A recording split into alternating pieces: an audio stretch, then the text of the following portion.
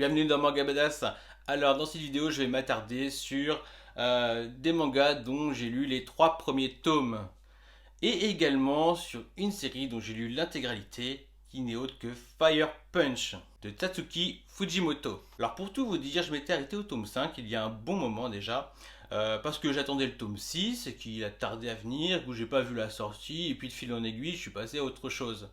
Entre temps, il y a eu la sortie de Chainsaw Man, dont j'ai lu le premier tome, puis le deuxième tome. Et à la fin de la lecture du deuxième tome de Chainsaw Man, donc du même auteur que Fire Punch, une envie irrépressible s'est révélée à moi. Il faut que je finisse Fire Punch. Donc, je me suis procuré le tome 6, puis le tome 7 et le tome 8. Et je n'ai pas été déçu un seul instant. Car ce manga, et donc là-dessus je fais une big dédicace à Tsutomu Nie, et son Bioméga qui défie le temps et l'humanité. Vraiment, c'était barré à l'image de l'auteur de Bioméga. J'ai vraiment eu l'impression de lire plusieurs mangas dans un manga. Et c'était super satisfaisant. Alors, je peux pas vous en dire plus, mais le héros se renouvelle sans arrêt et j'ai pu percevoir de nombreux traits qu'on retrouve dans Chainsaw Man, par exemple. Et c'était très jouissif. Alors, ce que j'ai également beaucoup aimé durant ma lecture, c'est qu'on dispose à la fin de certains tomes d'une interview qui est consacrée entre Fujimoto, donc l'auteur de Fire Punch, et Samura, l'auteur de L'Habitant de l'Infini, et dernièrement, et Born to Be on Air, d'ailleurs que j'ai lu il y a peu, et dont je compte bien faire une vidéo sur le premier tome. Donc dans cette interview, l'auteur de Fire Punch reconnaît lui-même ne pas savoir dessiner, ou du moins pas aussi bien que l'auteur de L'Habitant de l'Infini, et ça c'est une évidence. Techniquement, ils n'ont rien à voir, bien qu'il y a un certain charme, et je le répéterai jamais assez, autant dans Chainsaw Man que dans Fire Punch. Graphiquement, oui, c'est pas parfait, il y a des choses qui clochent, mais il y a aussi des très très belles planches, mais c'est surtout l'originalité de son œuvre qui est super intéressante. Et d'ailleurs, l'auteur, le mangaka de L'Habitant de l'Infini, a bien appuyé là-dessus, a bien appuyé que beaucoup de mangaka connus, donc dans le milieu du manga, lisent, ont acheté Fire Punch, car c'est vraiment un shonen qui sort des sentiers battus, très original, et voilà, pour plein de raisons que je vous laisserai volontiers découvrir si vous n'avez pas encore lu. Donc c'était vraiment très très très bon à lire comme interview. Moi ça m'a fait plaisir et j'étais très content de la partager également. Alors, je vais parler de nouveau de Tsutomu Nie à travers son manga Knights of Sidonia, dont j'ai lu les 3 premiers tomes. Alors ce qui est intéressant avec ce mangaka, c'est que je lis ses œuvres un petit peu dans le désordre, dans à tout va. Je suis en cours de Blême, j'ai fini Abara, j'ai fini Bioméga, je suis en cours de Knights of Sidonia et en cours de Apozyms. Mais malgré ça, j'ai l'impression qu'il y a un sacré fil rouge dans toutes ces œuvres. Je ne sais pas si c'est moi qui me fais une idée, mais j'ai vraiment l'impression que il y a une continuité concernant l'espèce humaine, par exemple. Et le trait graphique de ces œuvres marque bien cette sensation que j'ai. À partir de la deuxième partie de Bioméga, il y a quelque chose qui se passe. Dans Abara, Blême et donc la première partie de Bioméga, c'est assuré, c'est rapide, il y a du mouvement, c'est détaillé, c'est le style Tsutomu Nie qui peut vous paraître brouillon, mais qui en fait qui est d'une précision, d'une densité remarquable. Et puis, lorsque dans Bioméga, les personnages vont dans l'espace, on a l'impression d'avoir un passage de coup de gomme, tout est épuré, un peu plus rond, moins nerveux, plus statique, moins de mouvement. Donc vraiment, on a l'impression d'avoir affaire à un autre dessinateur. Et ce même dessinateur, on le retrouve dans Knights of Sidonia, qui se déroule également dans l'espace. Vraiment, le style graphique a changé. Bien sûr, à ce nouveau style graphique, on s'y fait au bout d'un moment à la lecture du premier tome, et à la lecture des 3 tomes, on s'en rend pratiquement plus compte. Je dis pratiquement plus compte, parce qu'il y a quand même un sacré fouillis au niveau des antagonistes, c'est-à-dire des extraterrestres qu'ils affrontent dans l'espace.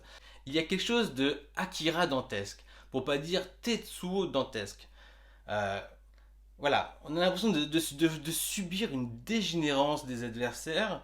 On n'y comprend pas grand-chose. Il y a des tentacules, des protubérances. C'est assez compliqué de dissocier parfois les vaisseau, entre guillemets, à cette masse extraterrestre qui prend forme. Voilà, donc je sais évidemment que c'est fait exprès, mais voilà, dans ce côté du manga un peu épuré, il y a quand même des scènes où on a du mal à décrypter tout. On est vraiment toujours dans du Tsutomu nié. Et l'œuvre qui suit après Knights of Sidonia, c'est Apozyms, qui part dans un style différent, encore différent, beaucoup plus détaillé que Knights of Sidonia, sauf qu'on est balancé dans le blanc. Voilà. Autant Abara, c'est noir, tout se joue sur des trames noires, des hachures noires. Et autant dans Apozyms, eh ben, on est dans un monde blanc, des traits blancs, et qui marche très très bien. Donc j'ai hâte de vous présenter également ce manga après la lecture des 3 tomes, mais pour l'instant je suis qu'au 2e tome, donc ce sera pour une nouvelle vidéo. Donc pour être honnête concernant Knights of Sidonia, je doutais continuer cette série, parce que il y a quelque chose qui me dérange dans cette lecture, c'est que j'ai déjà vu la première saison sur Netflix, qui m'avait d'ailleurs bien plu. Le souci, c'est lorsque je lis le manga, j'ai l'impression de subir le décryptage de l'adaptation animée. Je me demande quel serait mon décryptage sans auparavant avoir vu l'adaptation animée.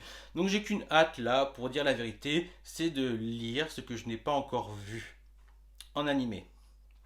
À savoir si j'arriverai à décrypter de la même manière les actions, le déroulement, l'histoire. Voilà. Donc en soi, la série, elle me plaît. Mais j'ai hâte de découvrir le côté un peu inédit afin de savoir si c'est vraiment une série que j'aime beaucoup. Donc je vous tiendrai au courant, vous aurez l'occasion de savoir si j'ai lu Knights of Sidonia dans son intégralité ou pas. Donc j'aimerais également parler de Time Shadow de Yasuki Tanaka. Donc pour ceux qui me suivent sur Insta, ils ont pu jeter un coup d'œil rapide sur mes lectures en temps réel. Et ils ont vu que à partir du 3e tome, j'ai commencé à lire le 4e, puis le 5e tome. Et qu'aujourd'hui, j'ai rattrapé le rythme de parution. Et comme tout le monde, j'attends avec impatience le 6e tome.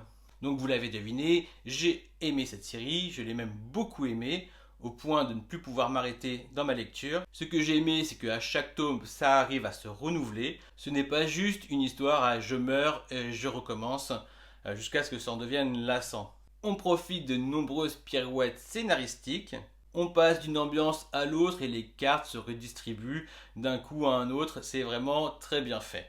Voilà, on sait que tout peut arriver dans ce manga. Le seul truc où il va falloir qu'il fasse très attention, c'est de ne pas rentrer dans l'excès et de forcer les rebondissements. Mais alors vraiment, ce que j'aime par-dessus tout, c'est qu'il y a une ambiance. Et une ambiance, je le répète, qui me rappelle particulièrement Full Metal Alchemist. Et ça, vraiment, c'est oppressant et c'est très très très bon. Donc, pas de suspense, je continue cette série et j'attends les sorties avec impatience. Et on va finir cette vidéo avec le manga Hell's Paradise de Yuji Kaku. Je vous présente mes excuses comme je l'ai fait avec Biastorius, dont le premier tome m'avait plu, mais en soi rien d'extraordinaire. Et c'est à la lecture du 3e tome où j'ai compris vraiment la valeur de ce manga. Et ça a continué jusqu'au 7e tome. Et donc j'en reviens à la même chose avec Hell's Paradise. Le premier tome avait de très bons ingrédients, mais je trouvais que c'était pas bien exploité. Le 2e tome me laissait véritablement sur ma faim, mais donnait vraiment envie de lire le 3e tome. Donc je l'ai mis de côté. Je vous avoue ne pas avoir envie de forcer dans la série, mais à la lecture du 3e tome, mon opinion a basculé. Elle a basculé parce que je trouve qu'il a pris un meilleur chemin, peut-être plus shonenesque. Voilà, les personnages se sont révélés, se sont assumés, les antagonismes, les ennemis également. Donc voilà, on parle du Tao, on parle, voilà, déjà beaucoup plus intéressant d'être confronté à des immortels. Et voilà, donc tout le processus shonen, je le trouve beaucoup plus intéressant à partir de là.